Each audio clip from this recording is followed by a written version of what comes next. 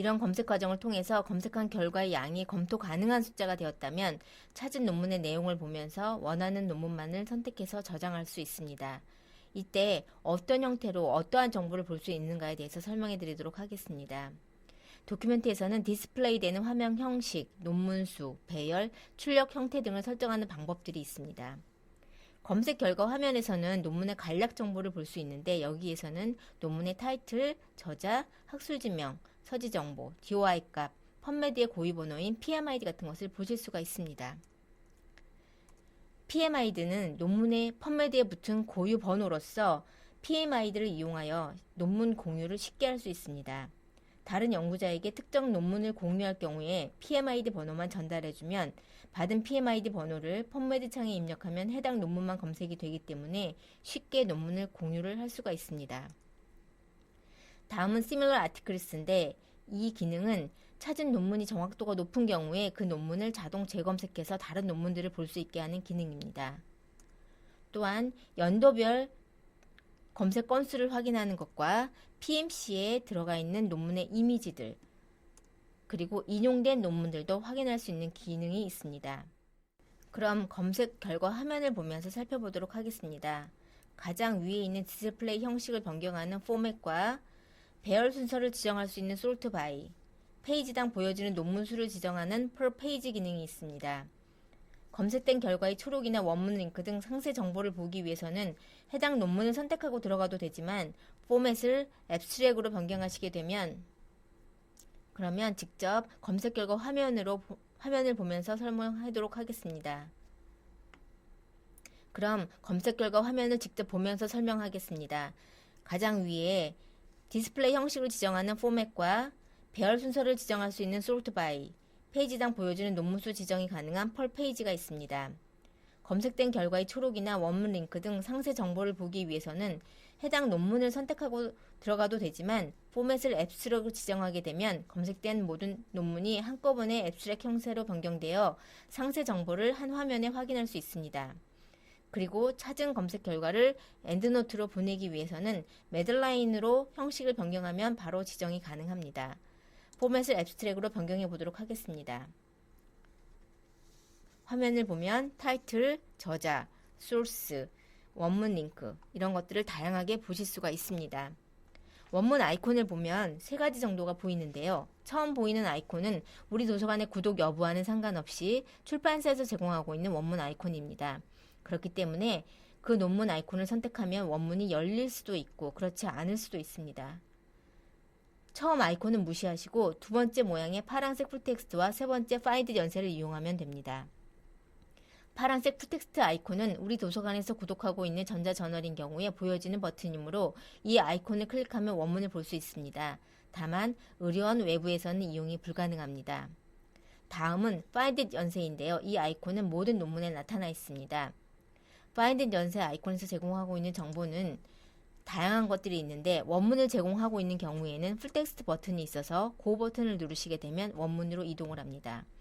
다음으로는 우리 도서관 소장 자료 검색이라는 정보가 있는데 이 부분은 우리 이 학술지가 의학도서관에서 인쇄학술지로 소장하고 있는 경우에 보여지게 됩니다. 연도별, 이슈별 자세한 정보를 확인할 수 있습니다. 그리고 전자로 원문이 볼 수 없는 경우에는 원문 복사 신청서를 신청할 수 있습니다. 원문 복사 신청서를 클릭하게 되면 홈페이지에 로그인이 되어 있다라면 회원 정보가 보여지고 제가 찾은 논문에서 들어왔기 때문에 서지 정보까지 모두 들어온 것을 보실 수가 있습니다. 여기서 신청 범위를 선택하게 됩니다. 우리 도서관에 소장되어 있는 자료만으로 한정할 것인지 없다면 국내 소장 다른 도서관까지 신청을 할 것인지 국내에 없다면 국외로 신청을 할 것인지 정하시면 됩니다. 신청 방법에 따라 소요 시간과 비용이 달라지기 때문에 여기서 이 안내를 보시고 확인을 하시면 됩니다. 이때 검색한 논문이 어디에 소장되어 있는지는 모르셔도 됩니다. 범위를 선택하면 저희 도서관 담당자가 해당 논문을 어디서 구할 수 있는지 검색하여 신청해 드립니다. 선생님이 선택한 범위 이내이면 원문이 도착한 후 연락을 드리고 범위 이상이라면 확인 연락을 드릴 것입니다.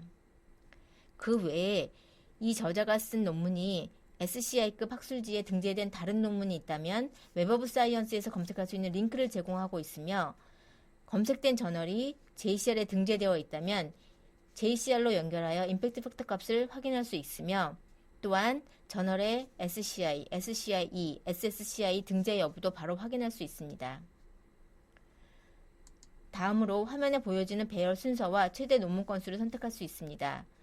배열의 경우 처음 보여지는 순서는 펀메드에 논문이 입력된 순서로 보여주고 있는데 이를 정확도 순서로 재배열할 수 있습니다. 베스트 매치를 선택하게 되면 입력한 검색어와 가장 관련이 높은 논문이 처음에 보이도록 설정하게 됩니다. 이렇게 설정을 변경하고 논문 검토를 하는 게 시간을 절약할 수 있는 좋은 방법입니다. 다음으로는 출판일, 저자명, 저널명, 논문명으로 바꾸어 재배열이 가능합니다. 펄페이지에서는 기본적으로 20개씩 보여지는 페이지를 50개, 100개, 200개 등으로 변경해서 볼 수가 있습니다. 이렇게 디스플레이 세팅을 원하는 형태로 모두 변경한 후 저장 등 출력을 위해서는 검색된 결과를 출력하면 됩니다. 초록 등을 검색하면서 원하는 논문에는 선택을 하게 됩니다.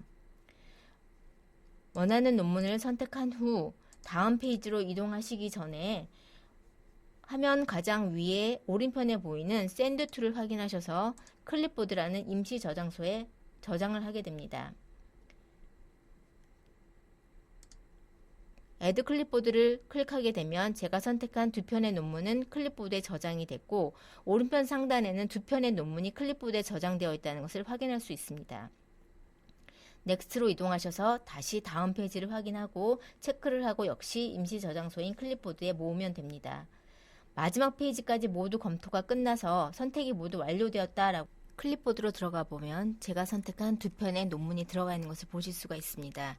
여기서 이 두 편을 저장하고 싶을 경우에는 샌드 툴을 여셔서 파일을 선택하시고 포맷을 초록으로 바꾸신 뒤에 저장을 하시게 되면 txt 파일로 저장이 되고 모든 워드 프로그램에서 열어보실 수가 있습니다.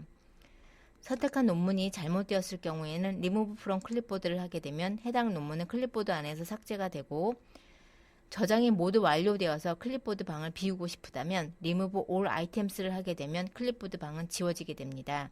그러면 다시 새로운 검색을 해서 클립보드 안에 논문을 모으시고 역시 파일로 다시 저장하시면 되겠습니다. 지금까지 검색어를 선정해서 키워드, 저자, 학술지명, 주제어인 메시로 검색을 한 뒤에 검색 결과를 원하는 형태로 배열하고 검색된 논문을 검토하면서 출력을 원하는 논문은 임시 저장소인 클립보드에 저장한 뒤 선택과 저장이 완료되면 클립보드로 이송해서 선택한 논문을 파일로 저장하거나 이메일로 전송, 서지관리 도구인 엔드노트 등으로 논문을 반입하는 과정을 설명했습니다. 이 과정이 펀메드에서 할 수 있는 가장 기본적인 검색 과정이었습니다.